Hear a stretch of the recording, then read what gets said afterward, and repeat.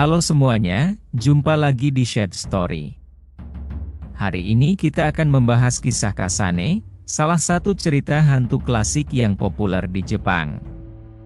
Sebelum kita mulai, jangan lupa tekan tombol subscribe, like dan share. Selamat menyaksikan. Pada zaman dahulu kala di desa Hanyu, di provinsi Shimosa hiduplah seorang petani bernama Yoemon dan istrinya Osugi. Osugi memiliki seorang anak laki-laki dari pernikahan sebelumnya. Nama anak itu adalah Suke, dan amat disayangkan dia sangat buruk rupa, wajah dan kakinya cacat. Yoemon sang ayah tiri, sangat membenci Suke. Pada suatu hari, Yoemon memutuskan untuk menyingkirkan Suke. Saat mereka berdua sedang melintasi jembatan di atas sebuah kolam yang dalam, Yoemon mendorong dan menjatuhkan Suke ke dalam kolam. Suke yang cacat, tidak bisa berenang dan akhirnya tenggelam. Pada tahun berikutnya, Yoemon dan Osugi dikaruniai seorang bayi perempuan, yang mereka namakan Rui. Namun tragedi kembali berulang, Rui sangat mirip dengan saudara tirinya, Suke, sehingga penduduk desa percaya bahwa Rui dihantui oleh rohnya. Alih-alih memanggil sang gadis sebagai Rui, mereka menyebutnya sebagai Kasane, pembacaan alternatif dari namanya, yang menyiratkan bahwa Suke yang buruk rupa, telah dilahirkan sekali lagi dalam dirinya. Kedua orang tua Kasane meninggal ketika dia masih muda, jadi dia tinggal sendirian. Pada suatu hari, Kasane menjadi sangat sakit, namun tetangganya tidak ada yang membantunya. Seorang pengembara asing bernama Yagor kebetulan datang ke rumahnya dan merawat Kasane hingga sembuh. Kasane yang berterima kasih dan tidak pernah merasakan kebaikan dari orang lain, menawarkan dirinya untuk menikahi Yagor dan menjadikan Yagoro sebagai pewaris harta ayahnya. Di sini terjadi perubahan pada karakter Yagoro yang awalnya menolong dengan ikhlas, menjadi makhluk yang serakah. Meskipun Yagor menganggap Kasane menjijikkan, dia menginginkan tanah dan warisannya, jadi dia setuju untuk menikahinya. Tidak lama setelah mereka menikah, Yagoro sudah muak dengan keburukan wajah Kasane. Dia membawa Kasane ke ladang mereka untuk mengumpulkan kacang. Dalam perjalanan pulang, Yagoro memaksa Kasane membawa semua kacang itu sendiri, sehingga dia hampir tidak bisa berjalan. Saat mereka menyeberangi kolam, Yagoro mendorong Kasane yang terbebani dengan kacang ke dalam air. Yagoro kemudian melompat juga ke dalam kolam. Dengan sadis, Yagoro menginjak dada Kasane, menjepitnya ke dasar sungai. Dia menginjak dengan keras, sehingga udara keluar dari paru-paru Kasane. Tidak hanya itu, Yagoro memasukkan batu dan pasir sungai ke dalam mulut Kasane. Dan ia menusuk mata Kasane dengan ibu jarinya. Kemudian Yagoro mencekik leher Kasane sampai dia tidak bisa melawan lagi. Beberapa warga kota menyaksikan Yagoro membunuh Kasane, tapi tidak ada yang bergerak untuk membantunya. Menurut mereka Kasane sangat jelek, tidak cocok bersanding dengan Yagoro, ataupun menjadi pewaris sawah yang luas.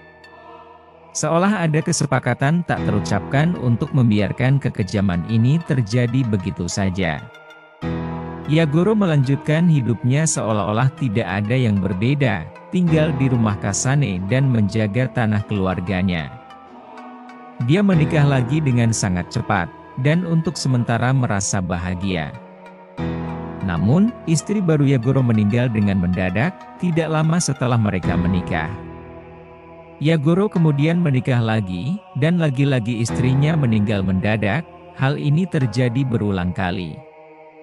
Ketika Yagoro menikah lagi untuk ke-6 kalinya, istrinya berhasil bertahan hidup cukup lama untuk memberinya seorang putri.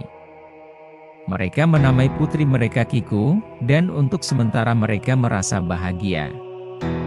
Ketika Kiku berusia 13 tahun, istri ke-6 Yagoro meninggal. Yagoro menikahkan Kiku dengan seorang pria bernama Kingor dan menamainya sebagai penerus keluarga Yoemon. Tiba-tiba Kiku menjadi sangat sakit dan terjatuh ke lantai.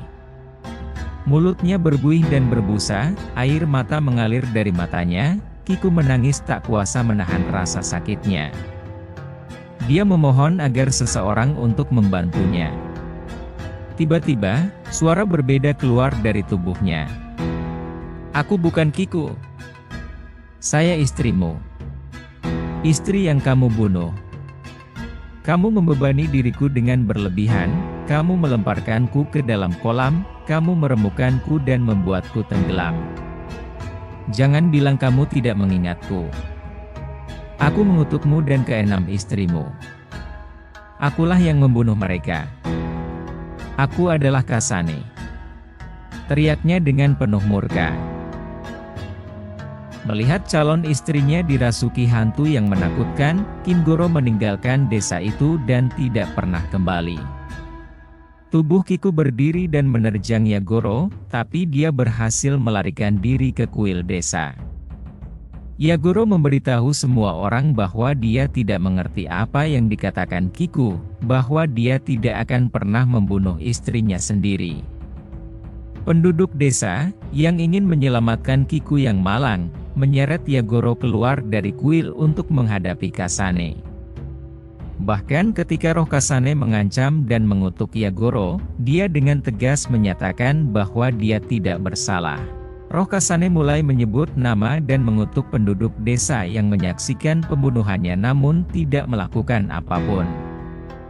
Akhirnya Yagoro dan yang lainnya mengakui kejahatannya.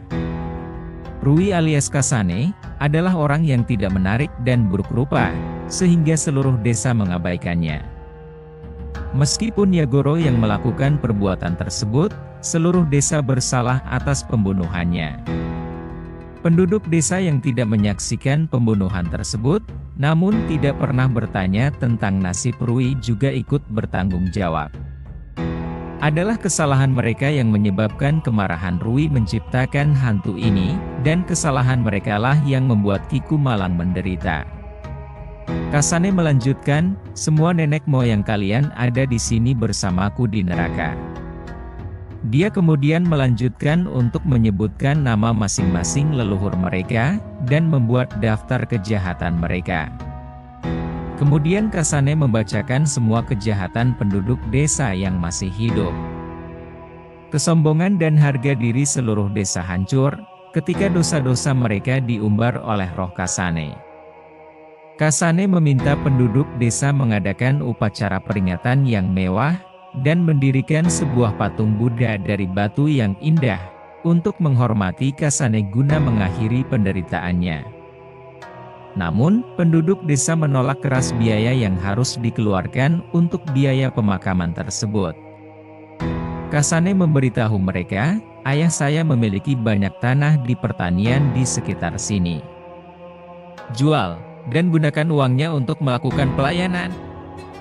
Penduduk desa mengaku kepada Kasane bahwa tanah keluarganya telah dijual dan dibagikan.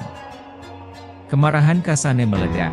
Tubuh Kiku berputar dan melayang tinggi di udara, dan gadis malang itu kehilangan kesadaran. Berita tentang kepemilikan Kiku dan kutukan Kasane tersebar luas. Itu menarik perhatian seorang pendeta keliling, Yuten yang suci. Yen mengunjungi rumah Yoemon untuk berdoa dan mencoba menyelamatkan Kiku. Dia melantunkan sutra atau mantra dalam agama Buddha, dan berdoa dengan sekuat tenaga, namun usahanya tidak membuahkan hasil. Dendam Kasane terlalu kuat. Suara Kasane mengejek Yuten dari mulut Kiku. Yen kemudian mencoba membuat Kiku membacakan doa, namun roh Kasane menyela dan Kiku tidak dapat berbicara. Akhirnya, Yuten menjambak rambut Kiku dengan sekuat tenaga, memaksa wajahnya tertunduk ke lantai. Dia membuat Kiku membungkuk, dan meminta Kiku berdoa. Kiku akhirnya bisa melafalkan sutra tersebut, dan tiba-tiba roh Kasane meninggalkan tubuhnya. Baik Kiku dan roh Kasane terselamatkan, karena dengan membacakan doa, akhirnya dendam kesumat yang merasuki roh Kasane dapat terhapuskan. Saat Yuten bersiap untuk meninggalkan Hanyu, Yagoro tiba-tiba mendatanginya dengan berita buruk, Kiku kembali mengalami kesurupan. Yuten sekali lagi melakukan perjalanan ke rumah warisan Yoemon, kali ini bertekad untuk menaklukkan kutukan ini sampai tuntas. Ketika dia bertemu Kiku, dia menjambak rambutnya dan dengan seluruh kekuatannya, memaksanya jatuh ke lantai.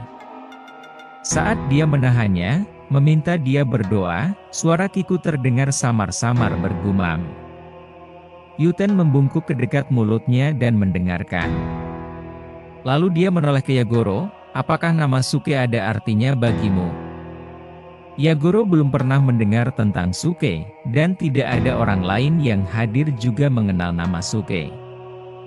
Yuten bertanya kepada penduduk desa, dan akhirnya seorang lelaki tua maju ke depan.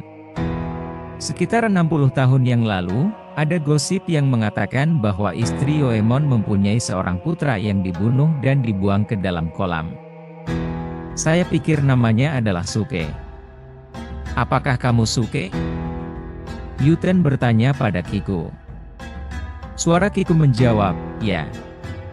Saat kamu menyelamatkan roh Rui, kamu meninggalkanku, dan sekarang aku memilikinya. Yuten tidak menyia-nyiakan kesempatan untuk mengakhiri kisah sedih ini. Dia segera memberi Suke sebuah kaimyo, nama Buddhis yang diberikan kepada orang yang sudah meninggal, dan menuliskannya di altar keluarga. Roh Suke meninggalkan tubuh Kiku dan memasuki altar. Semua orang yang hadir turun ke lantai dan berdoa. Kiku akhirnya menikah lagi, dan menjalani kehidupan yang bahagia dan sejahtera. Arwah Kasane dan Suke tidak pernah terdengar lagi. Inilah kisah dendam hantu Kasane. Para penonton mungkin berpikir, Kasane dan Suke tidak mendapatkan keadilan dan tidak dapat membalaskan dendam mereka, namun yang terpenting bukanlah membalas dendam, namun memberikan roh mereka ketenangan dan kedamaian. Dan untuk Yoemon, Yogoro dan para warga desa yang bersalah, ganjaran akan menunggu mereka jika mereka tidak bertobat dan menghabiskan sisa hidup mereka menebus dosa besar yang mereka lakukan. Demikian cerita kita pada kali ini. Kembali diingatkan untuk yang belum bergabung untuk menekan tombol subscribe, dan silahkan saksikan video-video lainnya dari kami. Buat yang menyukai cerita ini, jangan lupa menekan tombol like dan share. Terima kasih sudah menyaksikan Shade Story. Sampai jumpa di video selanjutnya.